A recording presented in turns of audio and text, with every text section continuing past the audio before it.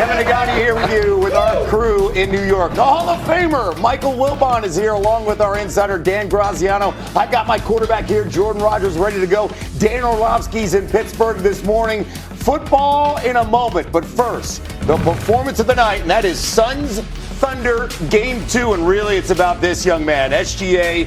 OKC coming off a 35-point win in Game 1, second largest in a playoff opener by a defending champion. Let's continue to watch Shai Gilgeous-Alexander continue to put up the work.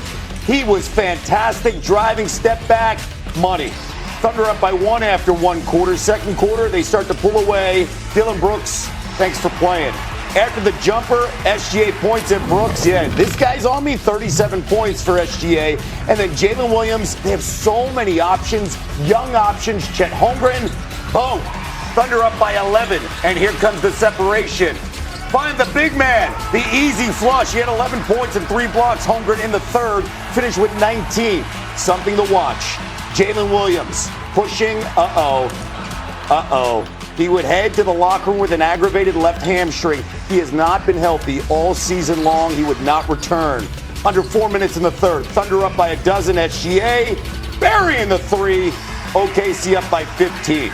All right, here's the drama. The other Jalen Williams on the floor. Devin Booker gets the ball and a foul called on the play. Fouls on Williams, but after the play, Book gets called for a tech. He can't believe it.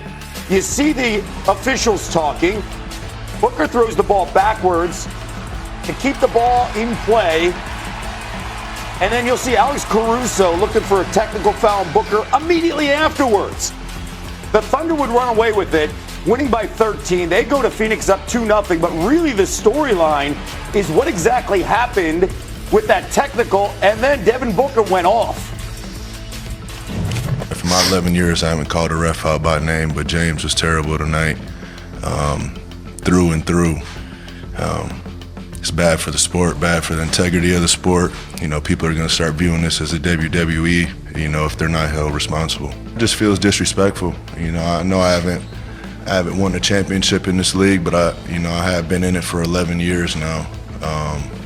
So to get to this point, to be treated like that, for me to even be saying something out loud, it's bad. Oh, he knows what he's doing here with Michael Wilbon. He's talking about James Williams, the official there in that conversation. Michael, first off, you don't hear stuff like that from D-Book ever in his career. No.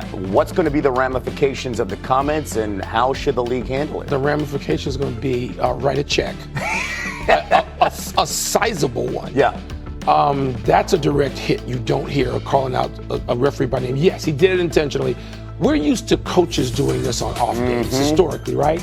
I mean, for decades, you'd have Phil Jackson and Pat Riley going at it, and Greg Popovich and Chuck Daly, and you'd have, you know, all these coaches doing this intentionally. They take their fine. Who knows whether the team would pay it or not? But to have, first of all, it's a bad call. He's throwing the ball back in to save it so that it goes off an opposing player out of bounds. It's a bad call. He wasn't tossing a ball at him.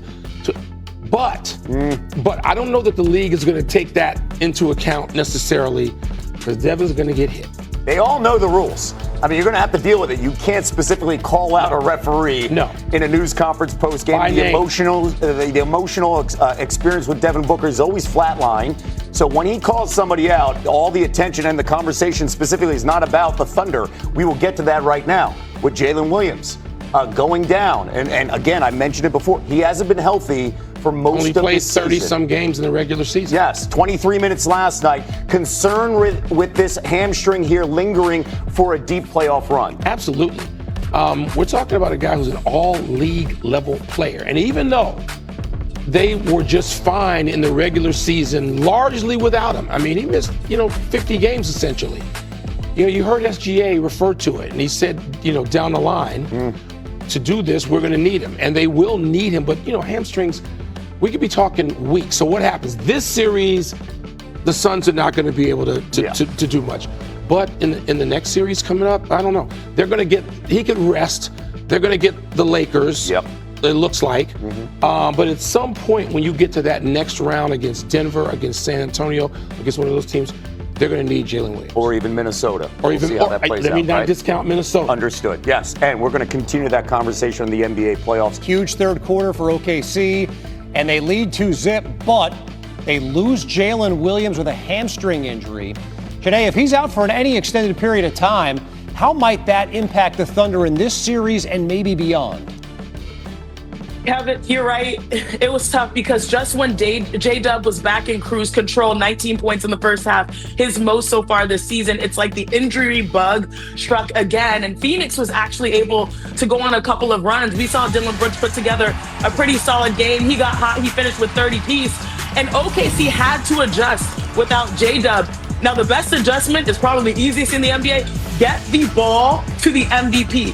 SGA scored or assisted on 61 of their 120 points, half of their points. So they have a luxury. They have an abundance of riches. Oklahoma City, they are one of the deepest teams in basketball. So without J-Dub, they could get it back to the MVP. But I do believe he will be integral because we saw how important he was to the finals run last year. So wishing him all the best with his health. He had that 40 piece in the NBA Finals a year ago. He was second on OKC this season in points and rebounds. All right, today, stand by. Trev's got much more on the other NBA game tonight. That would be the retro NBA playoff series between the Magic and Pistons.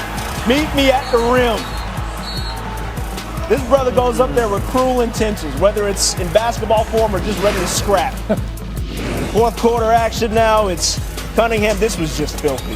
The inside out on Paolo. Oh my. Barely gets it over his shoestrings. Ew. By him.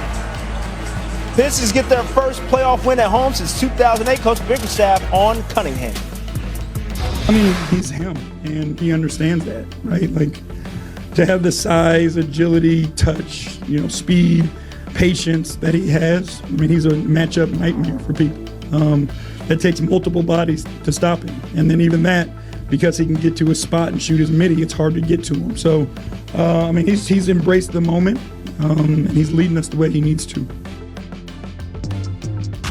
After dropping 39 points and 4 dimes in a Game 1 loss, Cade helped the Pistons to a Game 2 dub behind 27 and 11 dimes. He joins Hall of Famers Joe Dumars and Isaiah Thomas, who did it 3 times, as the only Pistons to record 60 points and 15 assists in a 2 postseason game span.